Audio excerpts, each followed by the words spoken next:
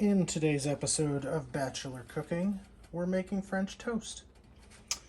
The key to Bachelor Cooking is laziness, efficiency. Cooking is not a sport, it's not a competition, therefore there's no cheating. However you want to do it is valid. I said I lead with my heart when I cook French toast. If you'd rather Google it, do that. I'm sure at one point I did Google it. I generally go with 2 eggs because I just want a single meal. Bachelor cooking involves cooking for one with not a lot of leftovers. The questions was how much do you add in terms of like liquid, since you don't measure. Again, recipes, you might find a list of spices, vanilla, things to add, but that would mean I'd have to get all those things. And I'd have to devote cupboard space to spices that I will use 2 to 3 times a year. Bachelor cooking means use what you have. Last time I used pumpkin spice creamer.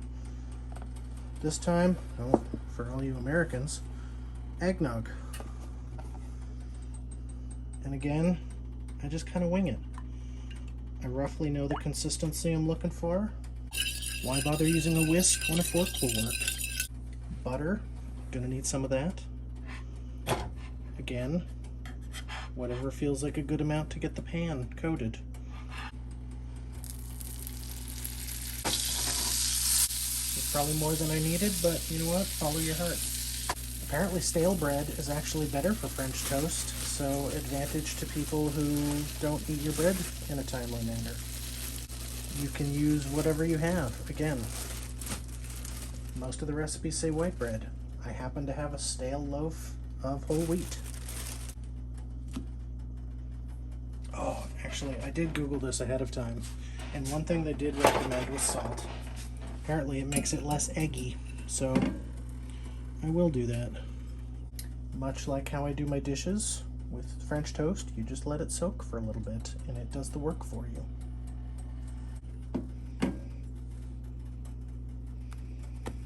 If there's any huge egg chunks, I might pull those off. Give it a little bit more of a stir for the next slice. The internet said medium-high heat.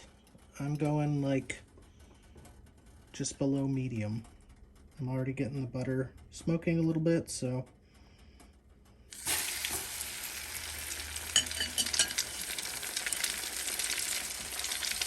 again, you can see what food is like the level of cooked you want.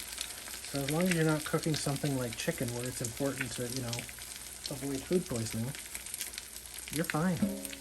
I picked up this ceramic pan to do 2 egg omelets, and it's the best thing ever because it's very non-stick, and all I need to do to clean it is give it a quick wipe. It's fantastic. I know a lot of you love cast iron pans, but that's too much work for me. So again, efficiency or laziness. Not sizzling as much as I'd like, I turn it up a little. I can see why jump cuts are necessary in food vlogging. That looks pretty darn good so far. I find the second piece does tend to burn a little bit more quickly. The pan has had time to heat up. Maybe add a little bit more butter in between. If I'm worried that maybe I don't have enough French toast liquid in the bowl to get my second one, you know what? Let's just add a little more eggnog. Could have been planning ahead and been letting that soak. Sometimes you forget to do that. Like I said, not a competition, so it does not matter. You should never feel guilty about not doing it the real way. I realize when you don't point the camera at yourself, you can't really do air quotes because the viewers don't know.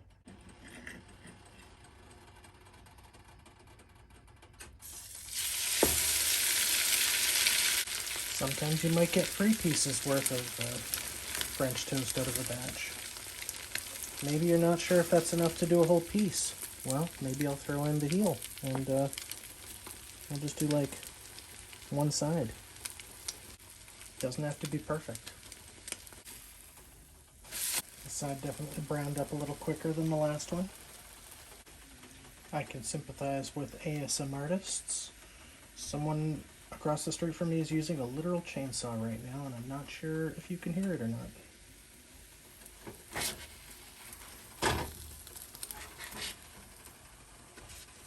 But if you're in my neighborhood and you need a Christmas tree, you can get them right across the street. So this is not fully soaked up, so I'm going to put it in upside down. And just pour the rest on.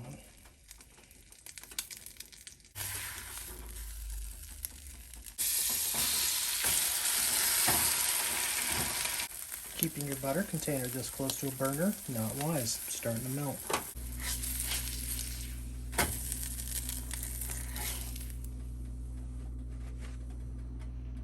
Like I said, easy to clean, is great for bachelor cooking. So don't let things stick on pans, just rinse them off right away. Your future self will thank you. And I'll just let some water soak in there. And then whether you're using